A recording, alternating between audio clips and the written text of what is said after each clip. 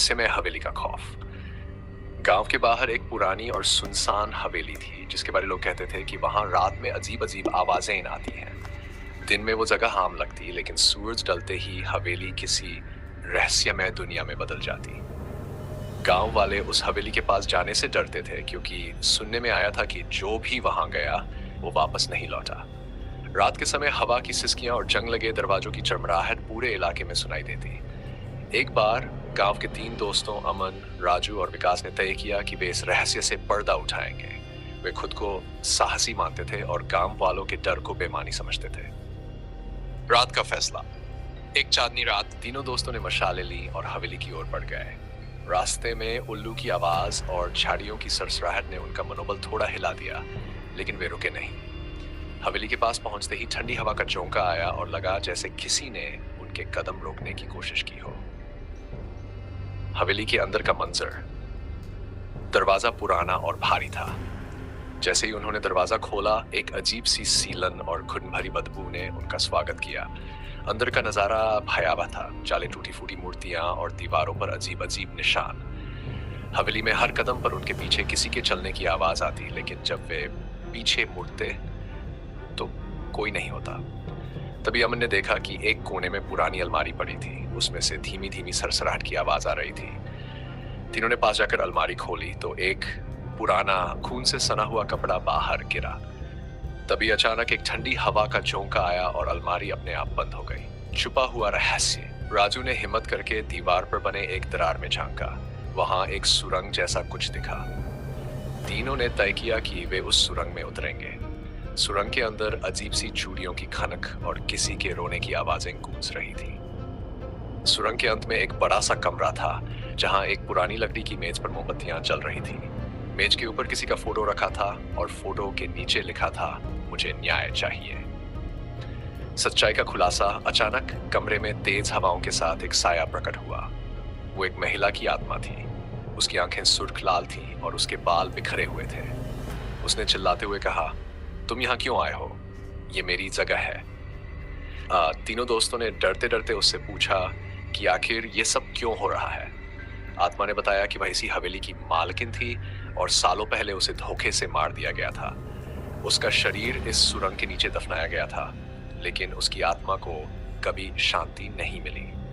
उसने तीनों से विनती की, अगर तुम मेरे शरीर को यहाँ से निकालकर मुझे सम्मानपूर्वक दफना दो तो मैं तुम्हें छोड़ दूंगी। अंतिम फैसला। डर के बावजूद तीनों ने आत्मा की बात मान ली। उन्होंने सुरंग में खुदाई की और शरीर को बाहर निकाला। गांव के पुजारी को बुलाकर अंतिम संस्कार किया गया। जैसे ही क्रिया समाप्त हुई, आत्मा ने मुस्कुराते हुए आशीर्वाद दिया और अदृश्य हो गई। उसके बाद से हवेली फिर कभी नहीं चिल्लाई। तीनों दोस्तों ने गांव वालों को पूरी घटना बताई और अब वो हवेली एक साधारण घर बन चुकी थी। लेकिन कहते हैं, जब भी कोई उस जगह से गुजरता है तो चूड़ियों की हल्की सी खनक अब भी सुनाई देती है, मानो वो आत्मा अपनी आजादी का जश्न मना रही हो। रहस्यमय हवेली का खौफ।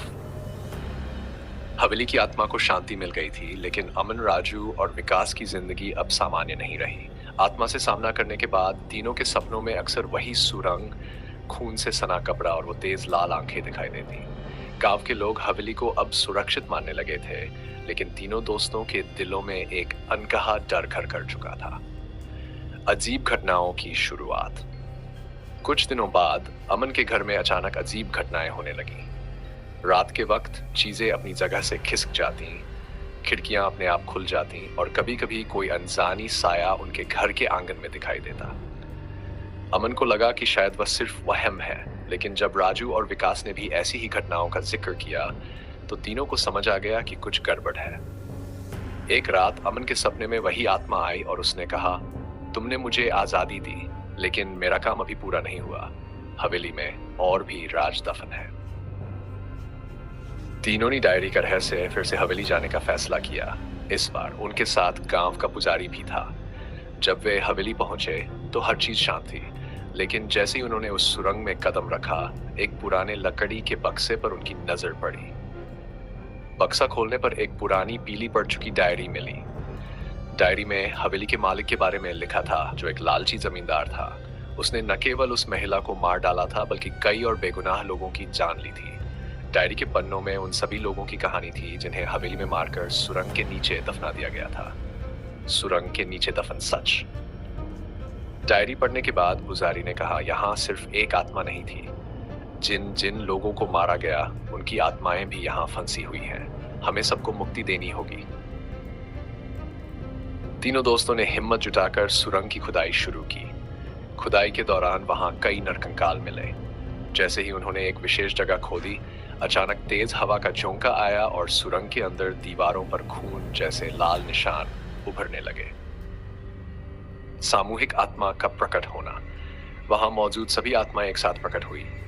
वे गुस्से में थीं, उनकी चीखें पूरे सुरंग में गूंज रही थीं। आत्माओं ने तीनों दोस्तों को घेर लिया और कहा, तुम भी उन्हीं जैसे इंसानों के वंशज हो जिन्होंने हमें मारा। तुम हमारी सजा से नहीं बचोगे।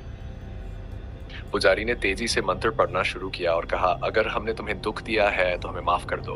आज हम तुम्हें मुक्ति देने आए हैं। आत्माओं ने धीरे धीरे अपनी चीखों को शांत किया और एक साथ कहने लगी, हमें बस न्याय चाहिए। अंतिम क्रिया। पुजारी ने तीनों दोस्तों की मदद से उन सभी नरकंकालों का अंतिम संस्कार करवाया। जब आखिरी शरीर जल रहा था तो आत्माओं ने एक तेज रोशनी के रूप में आसमान की ओर उड़ान भरी और गायब हो गई। लेकिन जाने से पहले उन्होंने एक संदेश छोड़ा, तुमने आज जो किया है उसकी गूंज हमेशा सुनी जाएगी। इस हवेली को फिर से पवित्र बनाओ। नया जीवन। उस घटना के बाद अमन, राजू और विकास ने मिलकर हवेली को नए सिरे से बनवाया। अब वह जगह एक मंदिर में बदल चुकी थी। गांव वाले अब वहां डरने की बजाय पूजा करने आते थे। लेकिन तीनों दोस्तों को आज भी रात के सन्नाटे में कभी कभी चूड़ियों की खनक और आत्माओं की धीमी धीमी फुसफुसाहट सुनाई देती थी, मानो वे उनकी बहादुरी की गवाही दे रही हो।